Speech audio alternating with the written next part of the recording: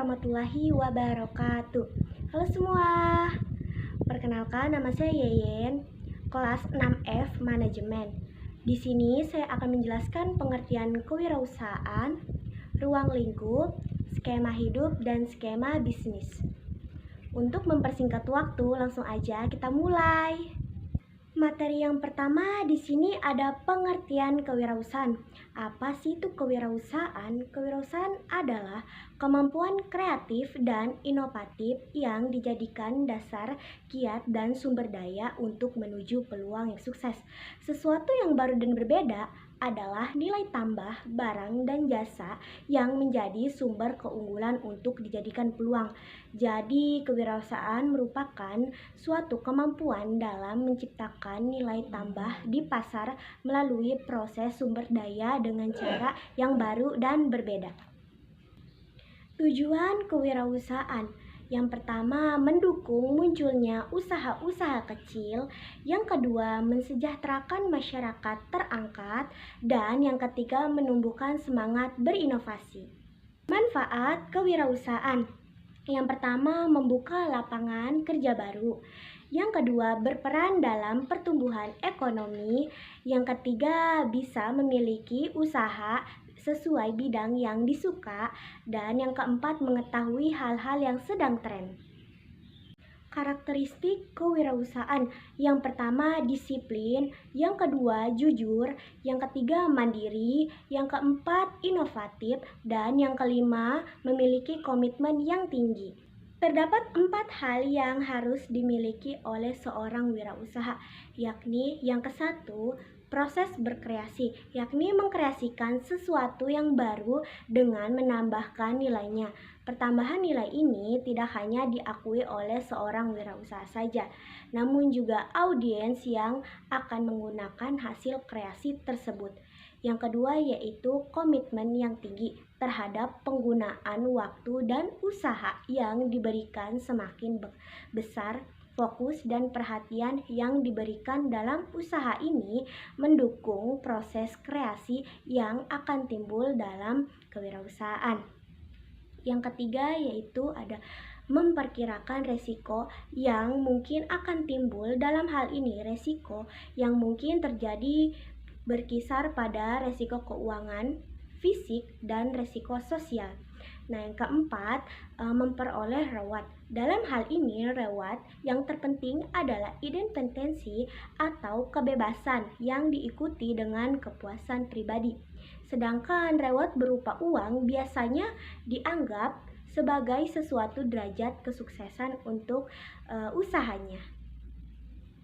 Etika berwirausaha. Nah, seseorang wirausaha juga dituntut dimiliki etika bisnis yang berdasarkan norma spiritual. Mahalayati 2010 antara lain. Yang satu yaitu tidak suka menjelek-jelekan pesaing. Yang kedua yaitu hindari jual beli yang bersifat ribawi. Dan yang ketiga yaitu hindari menumpuk-numpuk barang. Yang keempat yaitu di sini tidak melakukan monopoli. Yang kelima, mengutamakan kepuasan pelanggan. Dan yang keenam, tidak melupakan akhirat. Mental wirausaha syariah. Menurut H.S. Questman 2008, sikap moral wirausaha syariah antara lain. Yang satu yaitu suka bekerja keras dan tekun. Yang kedua yaitu memiliki kemampuan keras dan tekad yang kuat. Yang ketiga yaitu bersedia menerima resiko. Yang keempat, sabar dalam menerima cobaan. Yang kelima, tidak berputus asa. Yang keenam, beriman kepada qada dan qadar.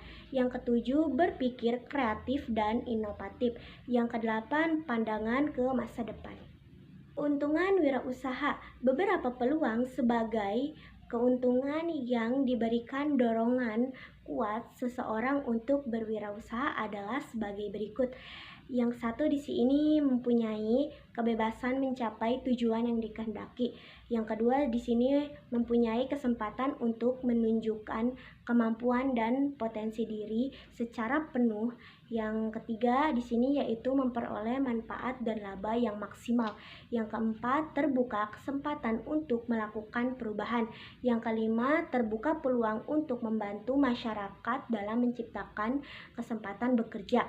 Yang keenam, terbuka peluang untuk berperan dalam masyarakat dan mendapatkan pengakuan atas usaha mereka. Mengubah pola pikir dan perilaku. Beberapa cara mengubah pola pikir dan perilaku bagi seorang kewirausahaan antara lain. Yang pertama yaitu memperbanyak action, jangan hanya ide semata. Yang kedua yaitu mempunyai pembisnis panutan, mentor atau coach. Yang ketiga yaitu perbanyak membaca atau narasumber.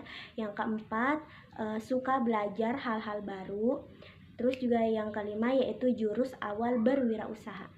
Berikut ini ada beberapa jurus yang segera dilakukan jika mau berwirausaha.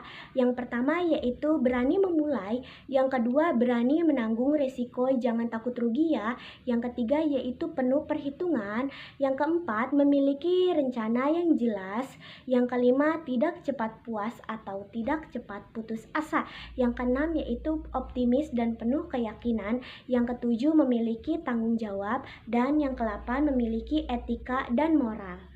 Ruang lingkup kewirausahaan. Ruang lingkup kewirausahaan merupakan disiplin ilmu yang membahas tentang nilai dan kapasitas dari perilaku seseorang dalam menghadapi berbagai resiko agar bisa menentukan peluang berwirausaha. Materi selanjutnya di sini ada skema hidup. Nah, skema hidup adalah proses alami yang dimiliki setiap produk perusahaan. Oleh karena itu, jika Anda mengalami penurunan penjualan tiba-tiba, mungkin artinya bukan karena produk Anda yang kurang bagus, melainkan masyarakat atau konsumen mungkin yang mulai jenuh dengan produk tersebut. Terdapat 3 tahapan skema hidup usaha bisnis dengan pembiayaannya, yaitu yang pertama di sini yaitu ada development stage, merupakan tahap di mana wirausaha mulai mengubah ide bisnis menjadi peluang bisnis yang menjanjikan. Yang kedua yaitu di sini ada startup stage, merupakan tahap di mana usaha bisnis rintisan mulai terorganisasi dengan baik, dikembangkan dengan baik, dimulai dengan baik, dan mulai ada pendapatan awal yang dihasilkan. Terus juga ada yang ketiga, survival stage. Survival stage merupakan tahap di mana pendapatan mulai bertumbuh tetapi belum mampu menutupi semua biaya operasionalnya. Fokus kegiatan di tahap ini adalah mengelola kegiatan operasional. Strategi skema hidup yang wajib diterapkan. Rencanakan beberapa produk sekaligus. Strategi pertama, produk life cycle adalah merencanakan beberapa produk sekaligus. Pada tahap pengenalan siklus produk, pastinya Anda masih mengalami uji coba produk dan hasil penerimaan produk dalam masyarakat dapat diprediksi. Rilis produk satu persatu sesuai minat masyarakat. Merilis produk terhadap berdasarkan minat konsumen merupakan strategi siklus hidup produk patut dicoba. Dengan demikian, Anda bisa memetakan produk sesuai pasar yang tepat. Selain itu, Anda bisa lebih fokus memaksimalkan satu produk hingga berhasil. Jika melakukan perilisan produk secara bersamaan, dikhawatirkan masyarakat akan bingung dengan produk baru Anda. Lakukan promosi. Selama produk masih laku keras, strategi berikutnya produk live chat adalah melakukan promosi selama produk masih laku keras. Meskipun produk laris manis di pasaran, bukan berarti Anda bisa mengurangi aktivitas promosi. Justru sebaliknya, tingkat dan kegencaran promosi secara terus-menerus agar produk mampu masuk ke tahap kedewasaan. Segera perbarui strategi promo saat produk tidak laku. Ketika produk tidak laku, maka strategi siklus produk dapat, yakni segera melakukan pembaharuan strategi promosi. Siap-siap merilis produk selanjutnya. Strategi terhadap produk life shelf adalah menyiapkan produk untuk dirilis selanjutnya. Pelangganan pasti akan menemui rasa bosan atau siklus hidup produk Anda tidak mati, Anda harus lakukan inovasi produk untuk dirilis berikutnya.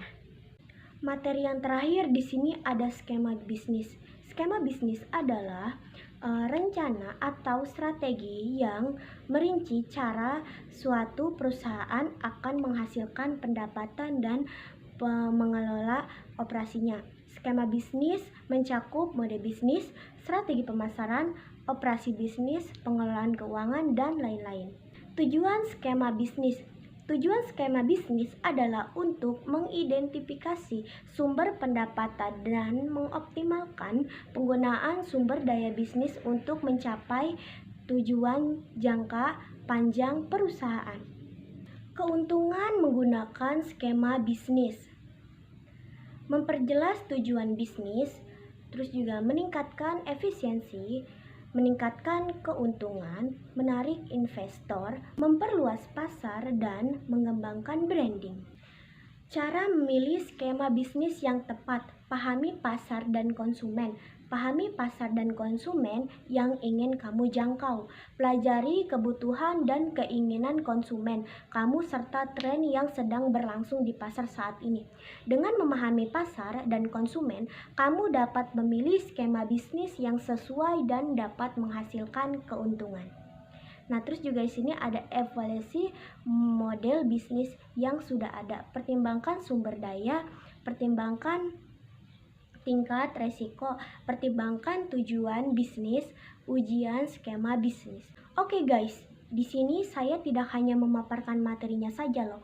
Saya juga akan terjun langsung untuk mereview dan melihat cara membuat produknya itu seperti apa sih. Nah, langsung aja kita ke videonya ya.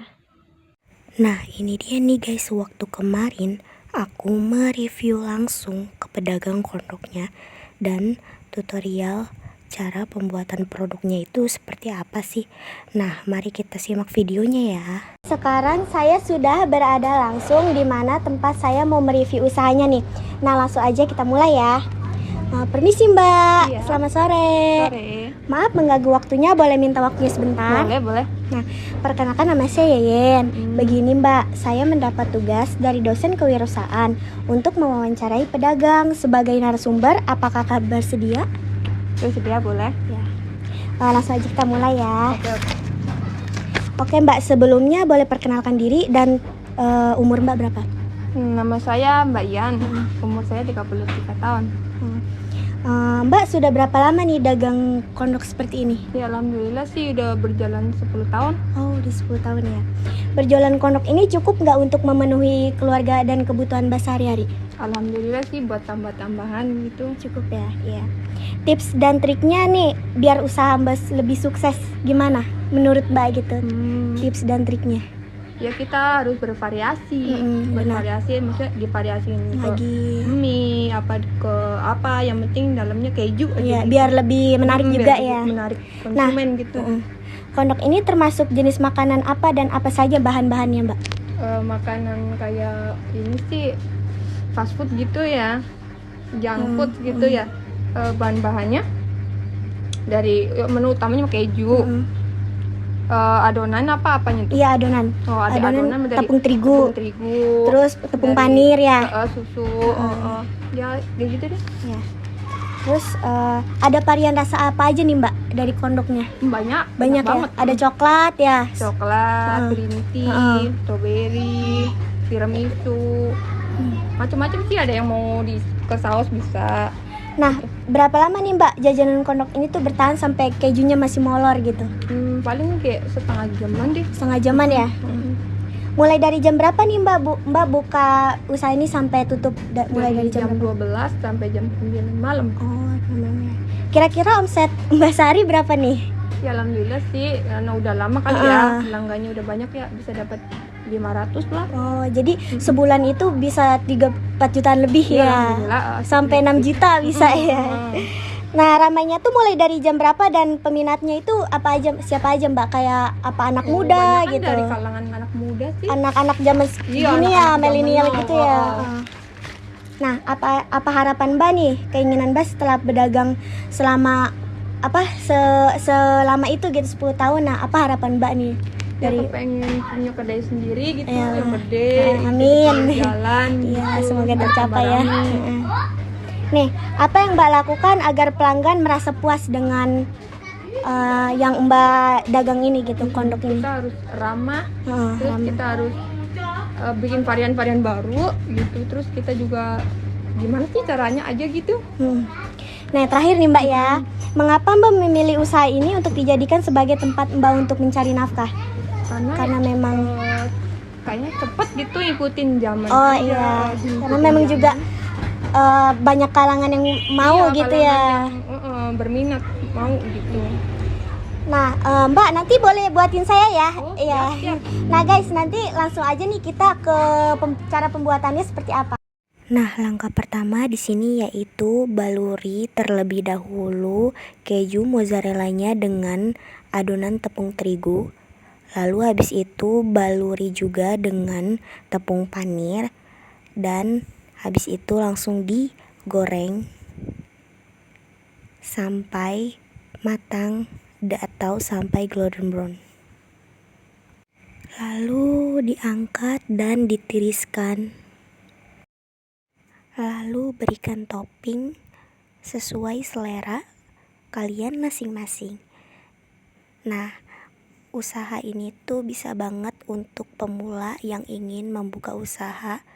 Ini sangat rekomendasi banget ya buat kalian yang masih bingung di zaman sekarang ini. Nah, mungkin itu saja ya video tutorial cara pembuatan produk dan mereview produknya. Nah, langsung aja sekarang kita lanjut ke videonya ya. Yang terakhir yaitu kesimpulan. Nah guys, jika kita mau berwirausaha, kita harus memiliki skema hidup dan skema bisnis yang baik agar usaha yang kita jalankan juga berjalan dengan baik dan manfaatnya dapat kita lakukan atau dapat kita praktekkan di dalam kehidupan kita sehari-hari. Nah, mungkin itu saja yang dapat saya sampaikan. Saya Yeyen, pamit undur diri. Kurang lebihnya saya mohon maaf. Wabillahi taufiq wal hidayah. Wassalamualaikum warahmatullahi wabarakatuh.